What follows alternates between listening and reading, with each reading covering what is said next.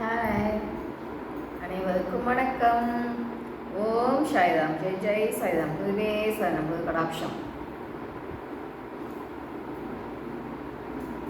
நமக்கு வருகின்ற ஒவ்வொரு துன்பமும்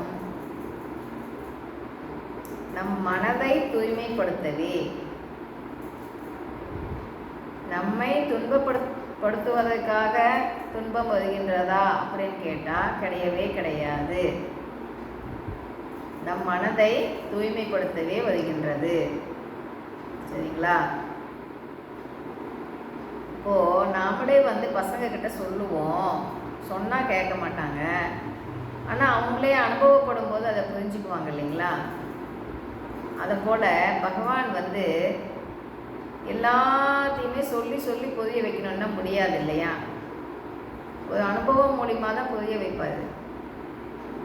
சரிங்களா? எல்லாத்தையுமே சொன்னாலும் உடனே நாம் கேட்டுக்க மாட்டோமே.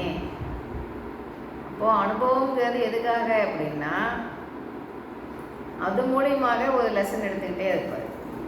நம்ம அனுபவமே சிறந்த வாழ்க்கை பாடம். அப்பப்போ என்ன அனுபவம் நம்மளுக்கு கிடைக்குதோ அதை நம்ம அது மூலிமா என்ன நம்மளுக்கு சொல்கிற அப்படின்னு நம்ம அதை கவனிச்சுட்டே அடுத்தது என்னன்னு போய்கிட்டே இருக்கணும். பகவான் எப்பயுமே நம்மளோட நலனுக்காக தான் நம்மளுக்கு ஒவ்வொரு துன்பத்தை கொடுப்பாரு ஒழிய நம்மளுடைய கெடுதலுக்காக கொடுப்பாருன்னா கொடுக்க மாட்டார். சரிங்களா? நாம் என்ன நினைப்போம், என்னடாப்பா இது, எதுக்குடா இந்த துன்பம், எதுக்குடா இந்த கஷ்டம் அப்படின்னு நினைப்போம். எல்லாமே அப்படி தானே நினைப்போம். ஆனால் அந்த கல்லாக இருக்கிற நம்மளை சிலையாக செதுக்கணுன்னா அதுக்கு உளியில் வச்சு ஒவ்வொரு அடியாக அடித்தா தானே சிலையாகும், தானே ஆகிடுமா? தங்கத்தை தீயில இடத்தானே அதனோட இது ஜொலிக்குது இல்லைங்களா? அதை போல் நாமளும் மன தூய்மை ஆகணும், நல்லா ஜொலிக்கணும்னா அந்த துன்பம்ங்க அந்த அடி நம்மளுக்கு தேவைப்படுது இல்லைங்களா? அப்போது பகவான் நம் மனதை தூய்மைப்படுத்த தான் துன்பத்தை கொடுக்கின்றாரே ஒழிய நம்மை துன்பப்படுத்துவதற்காக அல்ல. அதை நாம் முதல்ல அதை புரிஞ்சுக்கணும்.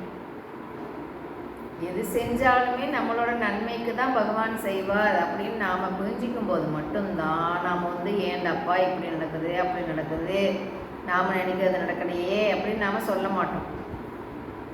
நாம் நினச்சதெல்லாம் நடிச்சிருச்சின்னா என்ன ஆகும் யோசிங்களேன். முதல்ல நம்மளுக்கு எப்பயுமே பாசிட்டிவாகவே திங்கிங் ஓடுதா? இல்லையே. பாசிட்டிவ் திங்கிங்கை விட நெகட்டிவ் திங்கிங் தான் அதிகமாக ஓடுது. அப்போது நாம் நினைக்கிறதெல்லாம் நடந்துடுச்சின்னு வைங்களேன், என்ன ஆகும் நம்ம நிலைமை? ஒரு நெகட்டிவான இடத்துக்கு போயிட்டு வந்தாலே அந்த நெகட்டிவ் நம்மளை தாக்குது இல்லைங்களா? உள்ளுக்குள்ளே என்னென்னமோ ஓடுது. அப்படி இருக்கும்போது நாம் என்னென்ன நம்மளுக்கு பயம் வருதுன்னு வைங்களேன், அந்த பயந்தாப்புல அதெல்லாம் நடந்துடுச்சுன்னா என்ன ஆகும்? இப்போ நாம் நினைக்கிறதெல்லாம் எல்லாமே நடக்குதுன்னா பகவானுக்கு என்ன வேலை சொல்லுங்க பார்க்கலாம். அப்போ என்ன பண்ணலாம்? பகவானே உன் பாதமே சரணாகதிப்பா அப்படின்னு சரணாகதி அடைஞ்சிட்டு பகவான் எது செஞ்சாலும் நம்மளோட நன்மைக்காகத்தான் செய்வார் அப்படின்னு நாம் அதை ரொம்ப நம்பிக்கையாக அதை நம்பணும். பகவான்கிட்ட முன்னே நம்ம என்ன பண்ணணும்னா நம்மளை முழுசாக பகவான்கிட்ட சரண்டர் பண்ணணும். சரண்டர் பண்ணிவிட்டு நீ என்ன பண்ணுறியோ பண்ணிக்கோப்பா என்னைய அப்படின்னு விட்டுடணும் பகவான்கிட்ட. அப்போ தான் பகவானோட ஆட்டத்தை ஸ்டார்ட் பண்ணிடுவார். ஓ நீ என்கிட்ட வந்துட்டியா, சரணாகதி அடைஞ்சிட்டியா, சரிப்பா இனிமேல் உன்னை என்ன பண்ணணுமோ நான் பண்ணுறேன் அப்படின்னு.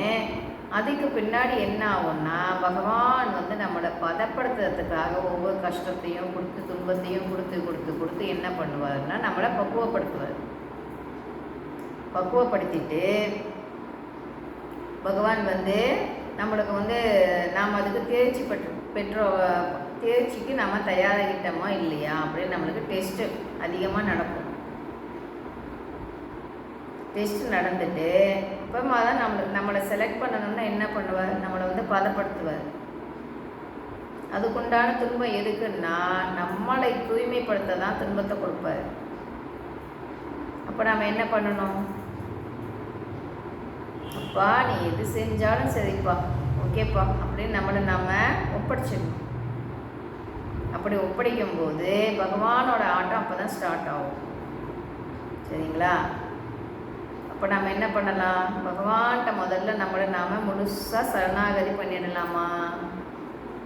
பகவான் எது செஞ்சாலும் நம்மளோட நன்மைக்குத்தான் செய்வார்னு அதை நாம் ஏற்றுக்கலாமா. ஏற்றுக்கும் போது தான் நம்ம மனசு வந்து துன்பப்படாது இல்லைங்களா. இல்லைன்னா ஏன் இப்படி நடக்குது அப்படி நடக்குது அப்படின்னு யோசிச்சுட்டே இருக்க சொல்லணும் இல்லையா. அப்போது பகவானை கெட்டியாக பிடிச்சிக்குவோம்.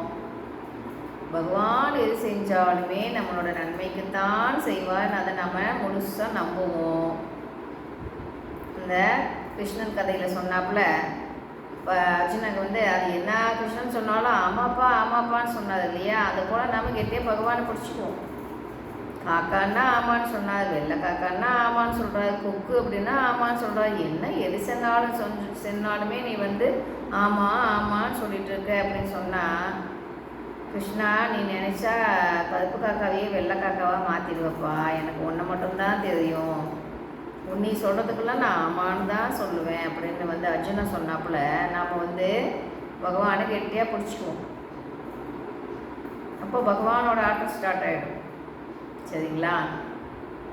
அப்போது விதியா மதியா, விதியை ஜெயிக்க விடலாமா இல்லை மதிப்படி நாம் ஜெயிக்கலாமா அப்படின்னு யோசிக்கணும். விதி விதி இப்படி தான் நடக்கும் அப்படின்னு விட்டுட்டோன்னு வைங்களேன், அப்போ விதி தான் வேலை செய்யும். இல்லை இல்லை விதியை மதியால் ஜெயிக்கலாம் வெல்லலாம் அப்படின்னு நாம் முயற்சி பண்ணும்போது மட்டும்தான், பகவான்கிட்ட கேட்கும்போது மட்டும்தான் அதுக்குண்டான பாதைகள்லாம் பகவான் காட்டிக்கிட்டே போவார். அப்போ நாம் வந்து அதில் பயணப்பட்டுக்கிட்டே போகணும் இல்லைங்களா. பயணப்பட்டுக்கிட்டே நாம் பகவான் சொன்னதெல்லாம் ஃபாலோ பண்ணிக்கிட்டே போகும்போது நம்மளுக்கு அதுக்குண்டான விதின்ற அந்த வட்டத்திலேருந்து வெளியே வரத்துக்கு உண்டான பாதையை நம்மளுக்கு பகவான் கண்டிப்பாக காட்டுவார். சரிங்களா? அப்போது ஒவ்வொரு கஷ்டமும் நம்மளுக்கு வருதுன்னா அது மூலிமா பகவான் என்ன லெசன் எடுத்தார் அதை தான் நாம் கவனிக்கணும். அப்படி கவனிக்கும் போது நம்மளுக்கு வந்து அது மூலிமா நாம் பாதிப்படைய மாட்டோம். ஒவ்வொரு அனுபவமே ஒரு பாடம் தானே, வாழ்க்கை என்பதே அனுபவ பாடம் தானே. அப்போ என்ன பண்ணலாம், பகவான் எது செஞ்சாலும் நம்ம வேடிக்கை மட்டும் பார்ப்போம். சரிங்களா? அந்த நிலைக்கு வந்துட்டா நம் மனமானது பாதிக்கப்படாது. அப்போது நம்ம முழுசாக அதை ஏற்றுக்கணும். சரண்டர் ஆகிடுவோமா, எது பண்ணாலும் வேடிக்கை பார்ப்போமா, முயற்சி நம்முடையது முடிவு உன்னுடையதப்பா அப்படின்னு விட்டுடலாமா. அப்போது பகவான் என்னென்ன சொல்கிறாரோ அதெல்லாம் ஃபாலோ பண்ணுவோம், விடாமல் பயிற்சி பண்ணுவோம், விடாமுயற்சி வெற்றி கொடுப்போம். வெற்றி நிச்சயம். பாய்.